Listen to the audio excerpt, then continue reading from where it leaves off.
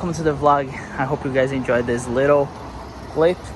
We are here spending a lot of money in gas, and then we're gonna go back home, and then I need to do oil change. A bunch of stuff needs to be fixed before we start to put this thing apart, but I'm gonna enjoy a little bit before putting it apart.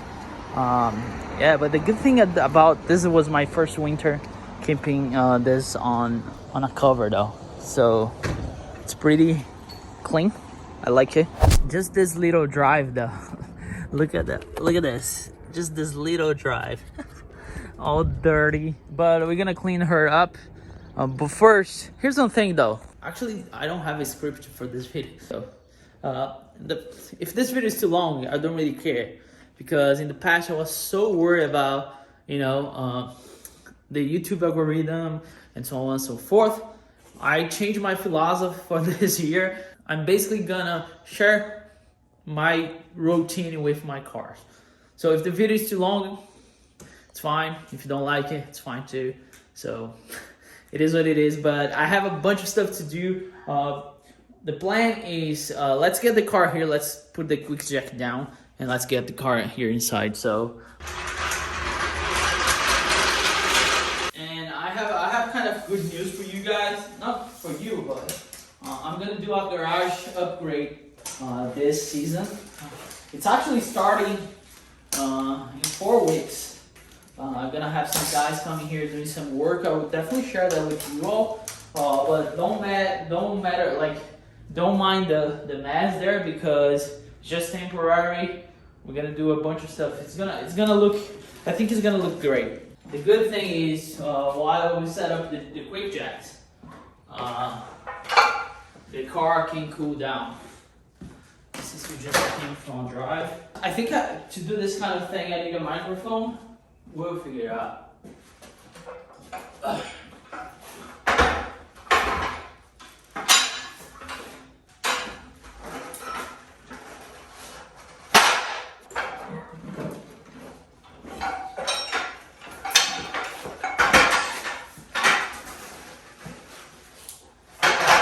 Thing is, my car is too low to drive over, so I have to put on the sides, put some blocks. When you're setting up the quick jack, the only thing you need to worry about is like not driving over the hose. That's why I did that, just for putting the car. So let's bring the car inside.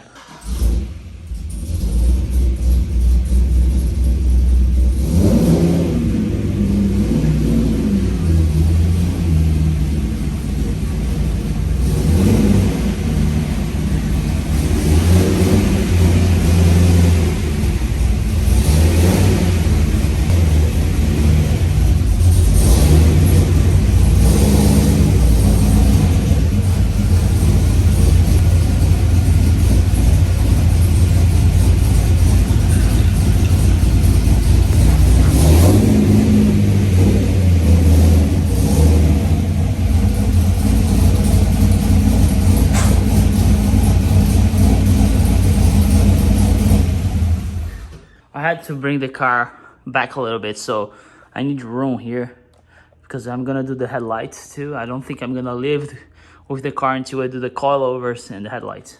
Don't forget the blocks on the jack points. And then this side over. We do the same for the other side. Then we take the power cord, plug on the extension. This is the other thing though. I need more outlets here. How messy this is. So don't worry about it, I'm gonna fix that too. And then we take the control. That's how I do, right? I start lifting the car to see if there's no issue. See, it's touching the car. And then I check. All right, both sides, this looks good, they look good. And then we bring it up.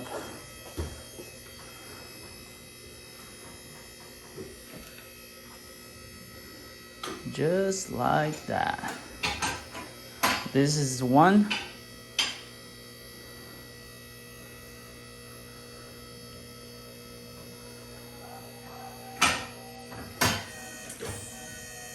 This is two, and then you bring it down a little bit.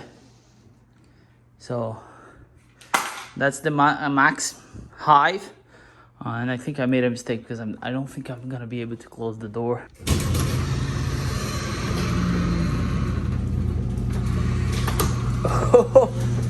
Dude, that was all on the plans. Don't worry about it. I got this right. Yeah, the reason why I did this is because I have more room to work here. Look, I have a lot of room and it's perfect. Couldn't be better. So we're gonna drain the oil. Good stuff. You guys know how that works. I'm not gonna show how I change.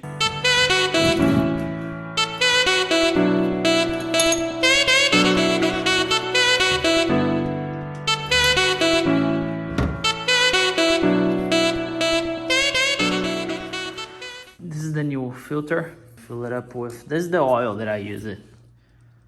And then we're gonna also check the catch candle. See how much oil we got there. See, that's what I'm saying, like, we have a better grip on it. So should have oil on it. So let's see. That's how much oil has on it. Not sure if you can see it, but that's give you a good idea how much oil. So I think overall it's doing its job. I put this probably like 3 or 4 months after the cam, which the cam I finished in April, probably around July. I probably drove a couple of miles on it. I don't even remember how many miles, but not even 1,000 miles on it. And that's how much oil you got. Show you guys in a better way, but you got an idea, right? How much oil got. So I'm gonna put this on the oil pan and close and put the new oil on. Back on. Corvette takes like 6 quarts. Just wanna check if it's not too low. Oop. I think you can put a little bit more. And that's it. I think I'm also gonna check. Look at me. That's why I need a break, see? I think I'm also gonna do the clutch fluid. I think I did last year, but I'll do again.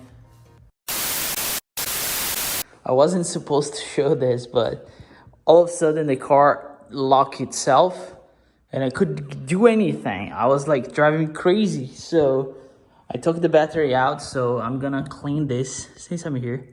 All right, let's keep this clean. And what I did, I took the battery out. I don't think it was the battery though, because this battery is kind of brand new. It's not like a 2 years old battery, so it should be good to go. So I had my battery tender here because this is what happened. When I got home from work, my son loves to jump in the car. So I went to open the car. As you can see, I stopped that video and I left the car the way it was. And all of a sudden, I couldn't open. I was like, what's going on? And even, like, I know you're not supposed to jump start the car. So I jump. I have, like, my jump cable there. Because it's like, oh, okay, the battery is, something's wrong with the battery, but it wasn't.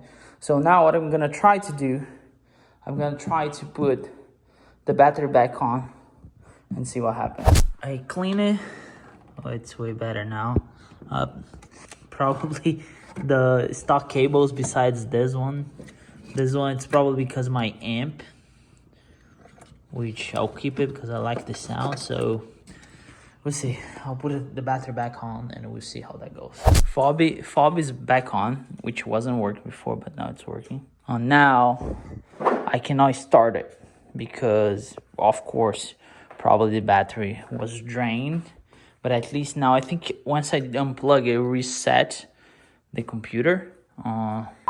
Here's the clutch fluid, and that's how it looks like. Look how black it is. So I'm gonna clean it up, take that one out, take this one out, and put the new one back. So different, right? All right, one more thing I need to do, and I want to do this for a long time, is the hatch shocks. That's the GM part number, if you need to, right? So we're gonna replace that one first. So I'm gonna put some lights here so you can see better. Should be pretty easy, but I'll show you because I haven't seen people doing this though. So just make sure you get something for yourself to protect, mainly to protect yourself, right? In case the hatch decides to come down. So I'm using my snow scraper because it just fits perfect. But that's pretty important though. All right, here you have the defroster. So you gotta disconnect. There's this push. See, you push. There we go, like this.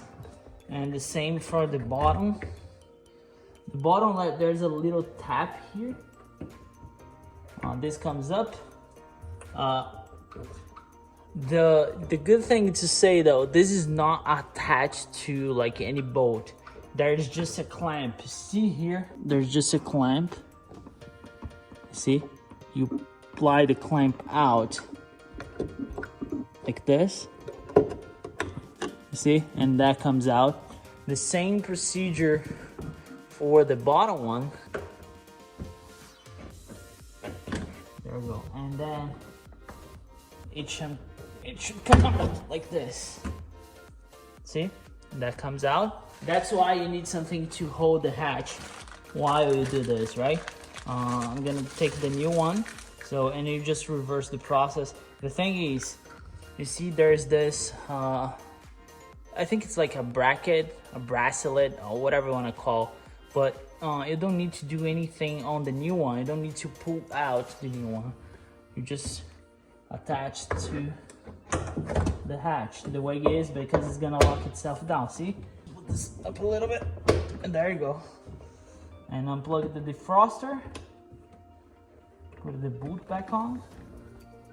Defroster. There you go. That's how easy it is.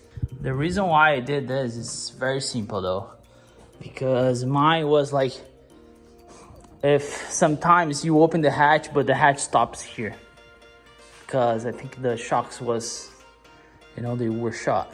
So let's close, let's open. There you go, way better. All right, one more done. I think next thing on the agenda would be the coilovers. I'll probably gonna start this week. You should get a video this week. I think that's it for the start of the season. That's not what you should do, that's what I do, right? I just want to remark that, because Corvette guys, you guys are very picky the way you do things. That's the way I do. I stored my car for the entire winter, and then once time comes, I fill it up the tank, gas. The only thing that happens, I normally store the car with a full tank of gas, but I drove late in the season, and then we got snow, and then we got salt, and I didn't have gas, so I was like, I'm not gonna take the car out. That was the only reason why I had to get gas. But so gas, oil, clutch fluid. I didn't expect this problem with the battery, but the good thing is I checked all the connections, so that was good too. And the shock heads, that thing I bought like last season, and now was the perfect time to do it, right? So I hope you guys enjoy. If you're here for the first time, leave me a thumbs up and subscribe, and I'll catch you guys on the next one. Thanks for watching. Never forget, enjoy life and work hard for it.